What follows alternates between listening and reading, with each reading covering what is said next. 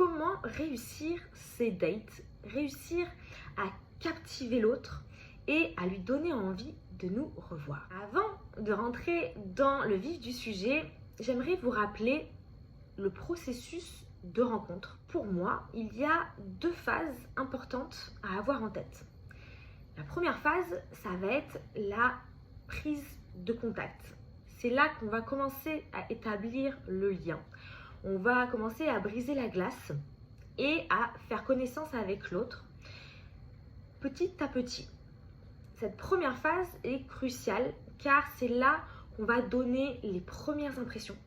Et comme vous le savez, les premières impressions, ce sont les plus importantes. Et de pouvoir amorcer la deuxième phase qui là est la phase de connaissance plus approfondie de l'autre, qui va du coup rentrer dans des conversations qui vont être plus profondes et plus personnelles. Pour bien démarrer la première phase, je vous conseille d'utiliser les small talk. Alors comme son nom l'indique, ce sont des petites conversations qui vont être extérieures, qui ne vont pas du tout être personnelles et qui vont se baser sur ce que vous voyez à l'extérieur, ce que vous constatez. Donc c'est très simple.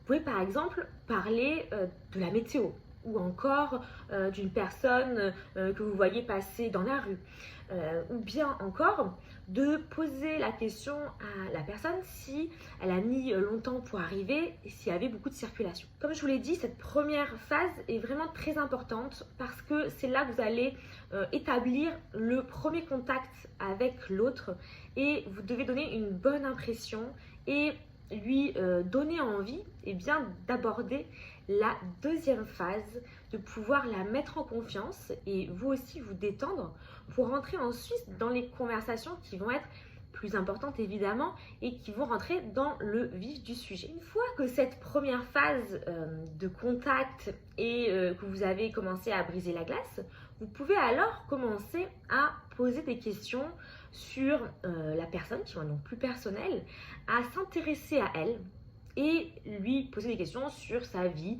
si elle a des enfants, ce qu'elle fait dans la vie. Attention toutefois à ne pas tomber dans le fameux interrogatoire. Donc voilà, une question à la fois. N'hésitez pas à rebondir sur ce que la personne est en train de vous dire pour justement éviter cet interrogatoire. Il est très important d'écouter et d'essayer de déceler les points communs, les centres d'intérêt que vous avez en commun pour pouvoir justement rebondir là-dessus parce que c'est des sujets que normalement vous aimez, que vous connaissez et que l'autre également aime et connaît. Donc c'est des super sujets qui vont vous permettre de créer une connexion